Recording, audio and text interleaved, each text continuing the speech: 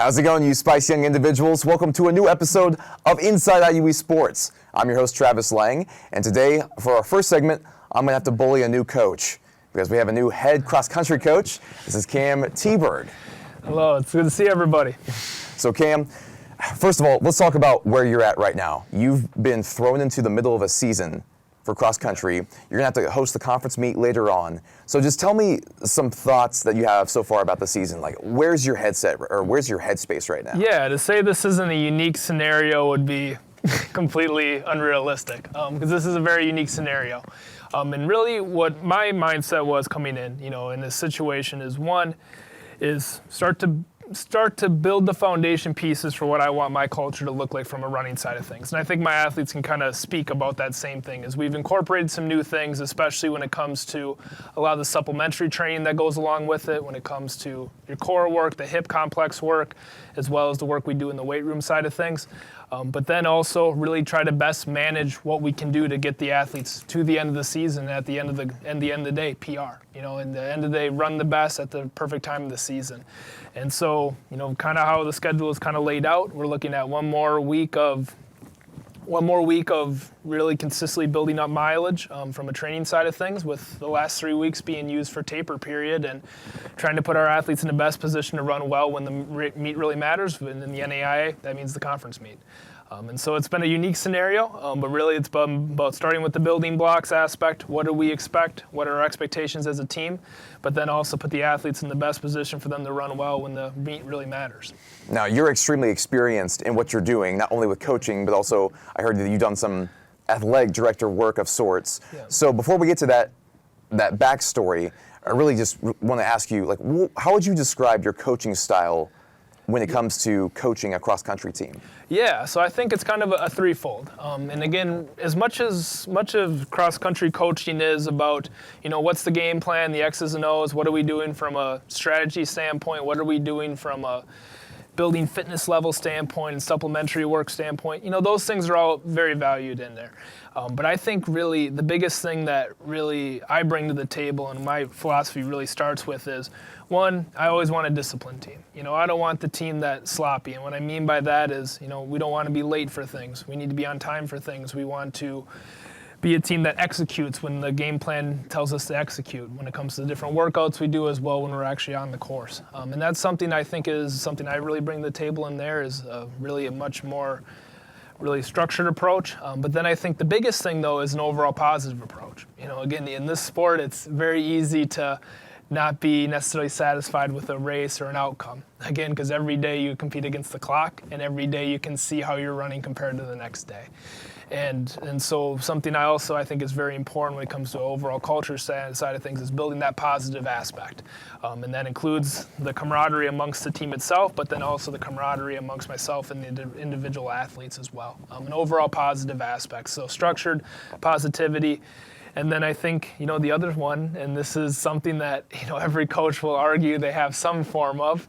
Is it realistic half the time? I don't say that, but is also you got to have an edge, and that's one thing in this sport. You have to have an edge to you, whether that be your ability to train hard and ability to train really hard and above expectation, or ability to really bring something else to the table from that.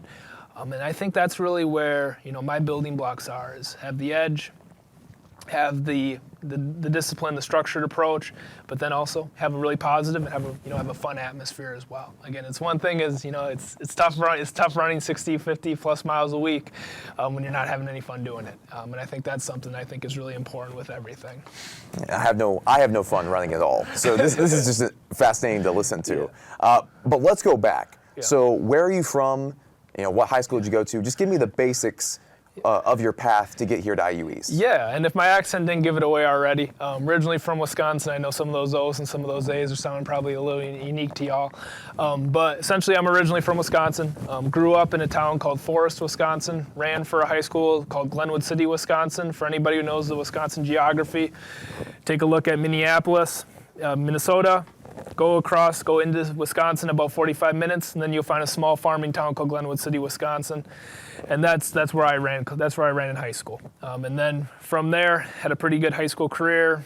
4 state qualifying berths. Probably goes down probably top 1 or 2 runner, or should probably top top 5 runner in my school's history for sure. But then went on to the college game.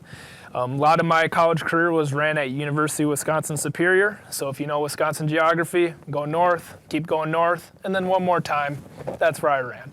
Right as north as you can go. Had a pretty good college career there, as well in the cross-country sector, as well as in the track and field sector, especially from the mid-distance and distance side of things, and that includes the steeplechase. And then once I got done competing, I went right into the coaching side of things. I know some people don't. Some people have different paths to get to the coaching side of things. I knew in college that this is what I wanted to do, and so I went right into pursuing that. Went and got my master's degree at University of Wisconsin-Stevens Point. While I was there, I was actually a high school coach working at a small high school called Pacelli High School. If you don't know where that is, that's okay. You don't need to.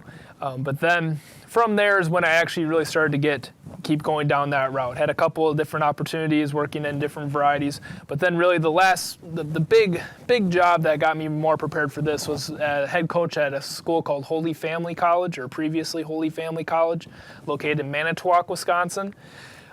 Again, you don't try to pronounce that name again. Don't try to spell it. It's not going to work out for you too well. And that's where I actually got my head coaching start up there, was at Holy Family College. Had a pretty good team, multiple national qualifiers, multiple school record holders, and a lot of those athletes have really had great careers outside of then. And that essentially has been my last head coaching job. And then I had a small stint at Lourdes University up in Ohio as an assistant.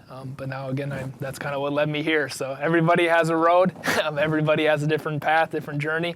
And that's been mine. Actually a little bit more quicker than I think some others, especially from a head coaching side of things, because I've been pretty aggressive in how I've moved along. But that's essentially kind of my route and kind of where the journey started. Started in a small town called Forest, Wisconsin, and ended in Richmond, Indiana.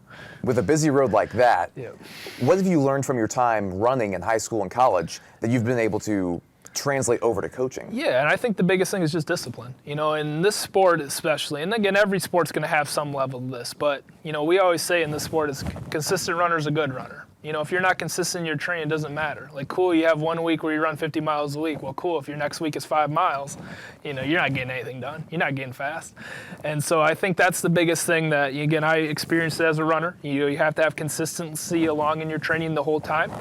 And then I think the other big thing is also, and again, our sport is essentially biomechanics 101. That's what track and cross country is, and then cross country specifically is biomechanics along with a little bit of toughness.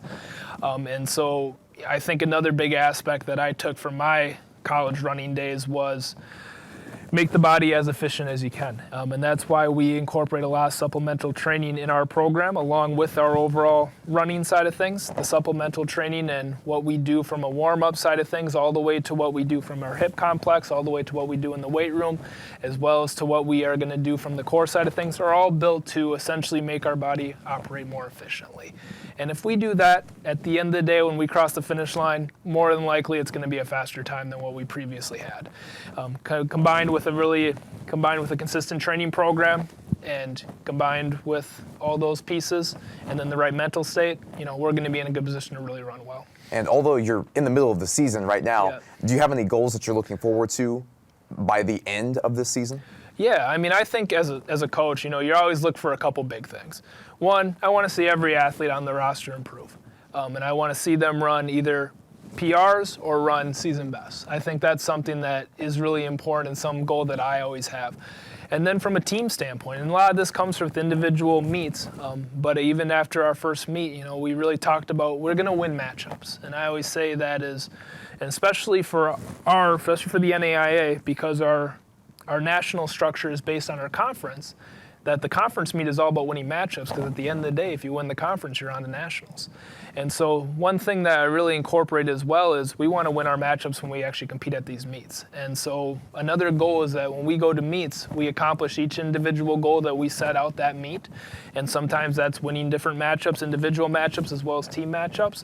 But that also includes just running well and having some fun. So I think, the biggest things that goal standpoint is improve every runner individually, improve as a team, and then have a lot of fun doing it, and then we execute when we execute, and I think it's gonna be a successful season in the end. So including the goals, including discipline, the ideas of discipline, camaraderie, efficiency, all of these different aspects. Do you have any advice for somebody who is either A, in high school and wants to run in college, or who is running in college?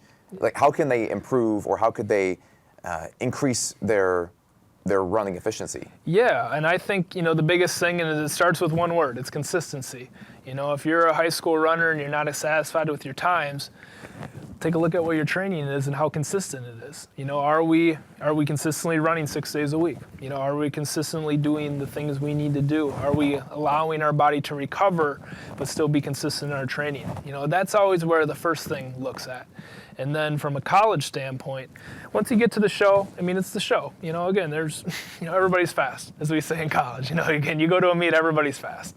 And so how to improve at the college game is, it's a combination of the work you put in, the dedication you have to your individual program and the way the program is written. I think as much as consistency is in college, because of course that's going to be number one, I think execution is the other big word. And without going too far down the science rabbit hole, it's really focused on, are you hitting what the workout asks you to hit? And so, for example, there are days where we need to hit a very certain tempo. We need to hit a very certain pace.